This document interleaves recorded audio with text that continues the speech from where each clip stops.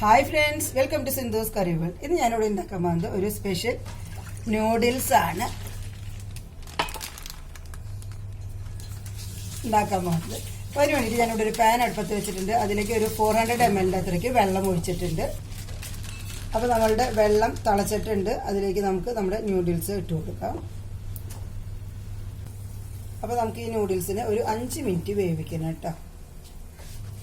തിളച്ച വെള്ളത്തിലിട്ടിട്ട് ഒരു 5 മിനിറ്റ് അത് വേവട്ടെ. അപ്പോൾ ഇതൊരു 4 മിനിറ്റ് ഇപ്പോൾ വേവിച്ചിട്ടുണ്ട്. ഇനി ഇതിലത്തെ വെള്ളം നമുക്ക് വാർത്ത് കളയാം കേട്ടോ.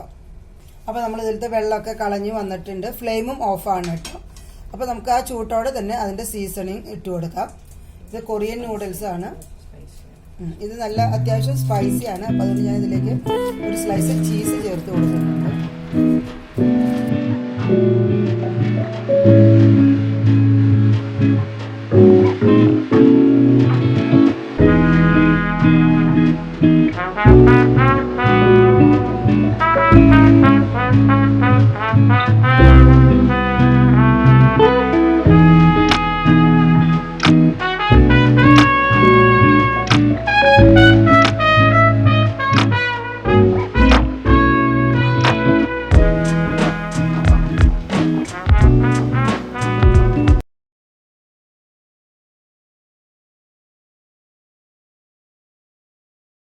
ഇനിയിപ്പോൾ കൊറിയൻ നൂഡിൽസ് ആണ്, കുട്ടികൾക്കാണ് കൊടുക്കണമെന്നുണ്ടെങ്കിൽ ഇതിൽ നമുക്ക് കുറച്ച് സ്പ്രിംഗ് ഒനിയനും അങ്ങനത്തെ എന്തെങ്കിലുമൊക്കെ വെജിറ്റബിൾസും കൂടെ ചേർത്ത് കൊടുക്കാം കേട്ടോ.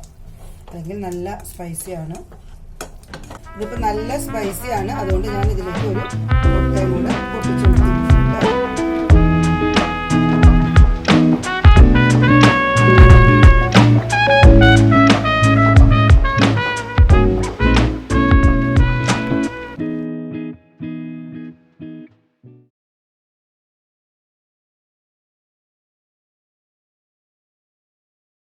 ഒരു മുട്ടയും കൂടെ ഇട്ടിട്ടുണ്ട്. കാരണം ഇതിലധികം വെജിറ്റബിൾസ് ഇടുന്നത് അത്ര നല്ലതല്ല.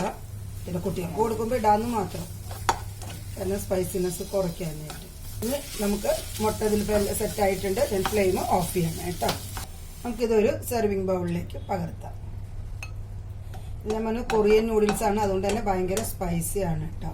ഇപ്പം ഞാൻ അതിലേക്ക് ഒരു മുട്ടയും ഒരു ചീസും ചേർത്തു. എന്നിട്ടും ആവശ്യത്തിന് സ്പൈസിയാണ്. അതിലും കൂടുതൽ സ്പൈസി ഇവിടെ പിള്ളേർ കഴിക്കില്ല. അതുകൊണ്ട് ഞാൻ ഇത്രയൊക്കെ ഇട്ടിരിക്കുന്നത്. അപ്പോൾ ഇനി നിങ്ങൾക്ക് വേണമെങ്കിൽ ഇതിൽ ഒരു മുട്ടയും കൂടെ എക്സ്ട്രാ ചേർക്കാം, അല്ലെങ്കിൽ ഒരു ചീസും കൂടെ ചേർക്കാം. എങ്ങനെ വേണമെങ്കിലും ചെയ്യാം.